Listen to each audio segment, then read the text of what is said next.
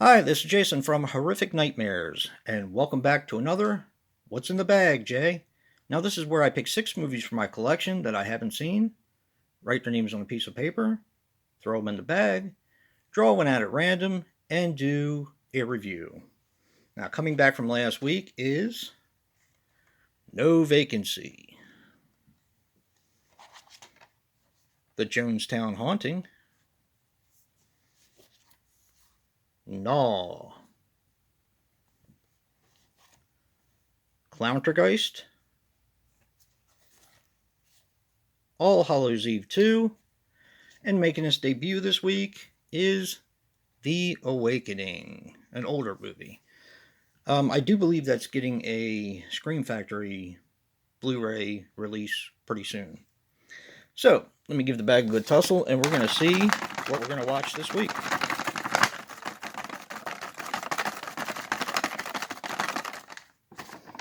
All right.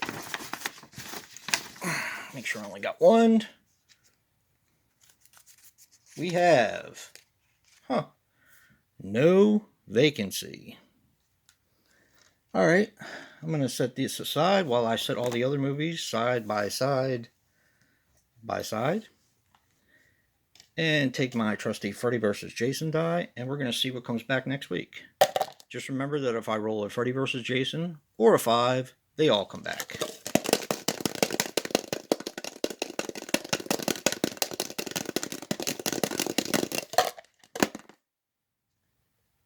A 5, they all come back.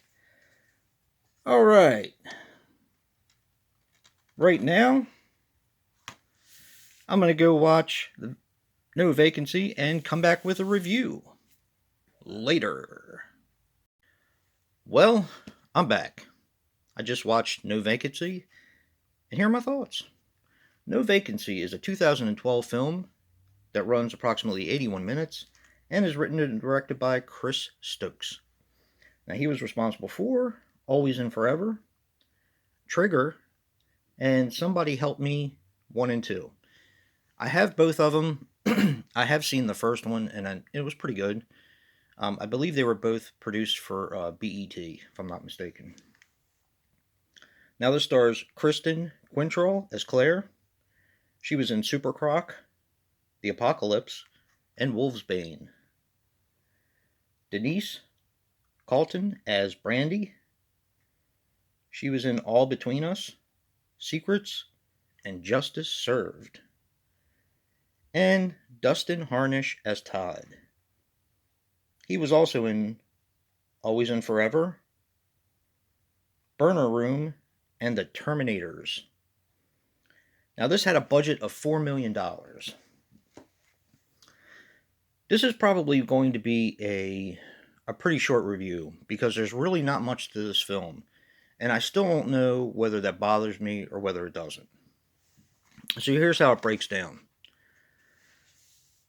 You have a group of 2, 3, 4, 5, 6, 7 people who are traveling in a kind of like a minivan cross country to go to Las Vegas to have a vacation. 3 of the people are couples, and there's a guy who wants to be a director, so he's running the camera. And now this is not found footage. There is a little bit of found footage in it because it takes the perspective of him holding the camera, but most of it's just like a regular film. So people who aren't a fan of found footage, don't worry about it. It doesn't really affect it. So they take a detour in a desert, like most horror movies, and they have 2 flat tires. They leave the girls in the car, which makes absolutely no sense, but the guys walk until they find a service station. This service station is connected with a bar, a restaurant, and a hotel, all in that little area. And the people are more than helpful. Actually, they seemed a little too nice, to be honest. They offer to help them, they offer to tow them and pick up the girls and bring them back. They give them free drinks, free food, and a free place to stay. I mean, they're just bending over backwards to be helpful. Now, of course, the people who are there aren't the only ones in the bar. There are regulars, but that's because they open for people. Well, the next morning, they kind of feel like they're drugged, and the people who were once very, very helpful decide to perform sadistic things on the people who are staying there. I'm gonna leave it there. Like I said, there's not really much to this film. There is a reason why they're doing it, and it's somewhat interesting. But let me get into how I feel about the film. Okay. I'm actually surprised that this was um, $4 million. Not that it looks incredibly low budget, but it just didn't have a lot to the actual film itself. The gore was great. The gore was great. The acting I thought was really good and believable.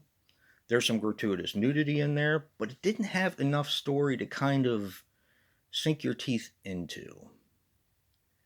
And the reasoning, while it was satisfying, didn't leave me satisfied. I don't know. It just. How do I feel about this film? I kind of liked it. It was a good watch. It didn't bother me, but it's not one that I'm likely to revisit again. I don't think it had enough substance to really hold my attention for another watch. It's a fairly short film, so that's a good thing.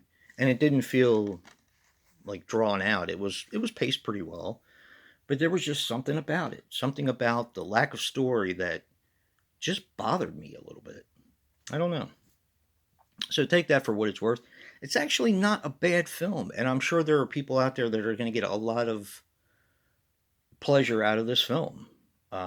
If you like home invasion type films, if you like torture films, you'll probably like this film.